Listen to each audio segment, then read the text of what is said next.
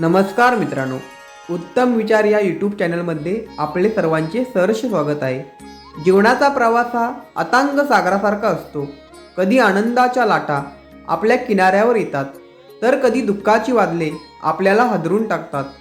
पण या सुखदुःखाच्या प्रवासात जो आपल्याला धीर देतो, संकटात आधार देतो आणि श्रद्धेचा दीप प्रज्वलित ठेवतो, ते म्हणजे आपल्या समर्थांचे कार्य.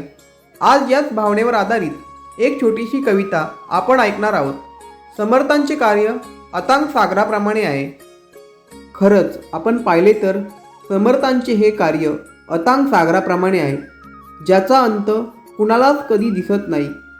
जसा सागराच्या लाटा येतात आणि जातात, तशाच जीवनात सुखदुःखाच्या वाटा उमटत राहतात.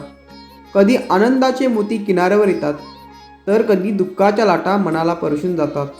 क्षणभर हसू फुलते चेहऱ्यावर, क्षणभर डोळ्यात अश्रू दाटतात.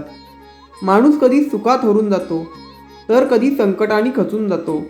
अशा वेळी समर्थांची कृपा सावली बनते आणि जीवनाला नवीन दिशा मिळते.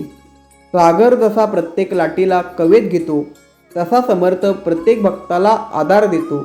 आपल्या करुणेच्या परशाने तो सांगतो, घाबरू नकोस, मी तुझ्यासोबतच आहे. वादळे कितीही मोठी आली तरी सागर आपले अस्तित्व टिकून ठेवतो. तसेच संकटे किती कठीण असली तरी समर्थ भक्ताला धैर्याने उभे राहायला शिकवतो. जीवनाचा प्रवास हा लाटांसारखा असतो.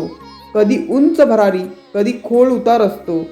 परंतु ज्याच्या अंतःकरणात श्री समर्थांचा विश्वास असतो, त्याच्या प्रत्येक पावलात प्रकाश असतो. सुख आले तर नम्रता ठेवावी, दुःख आले तर श्रद्धा जपावी, कारण दोन्ही क्षण तात्पुरते असतात. समर्थांची कृपा मात्र कायम सोबत असते. चला समर्थांच्या चरणी मन अर्पण करूया. अहंकार, चिंता, भय दूर सारूया. सागरासारख्या विशाल त्यांच्या कृपेमध्ये आपले जीवन शांत, सुंदर आणि मंगल बनवूया. आपले जीवन शांत, सुंदर आणि मंगल बनवूया. जीवन जगत असताना जीवनात सुखदुःख तर येतच राहणार, पण समर्थांवरील विश्वास कायम ठेवला तर प्रत्येक वादळातून मार्ग नक्कीच सापडतो. प्रत्येक वादळातून यशाचा मार्ग नक्कीच सापडतो. यशाचा मार्ग नक्कीच सापडतो. जय जय रघुवीर समर्थ. जय जय रघुवीर समर्थ.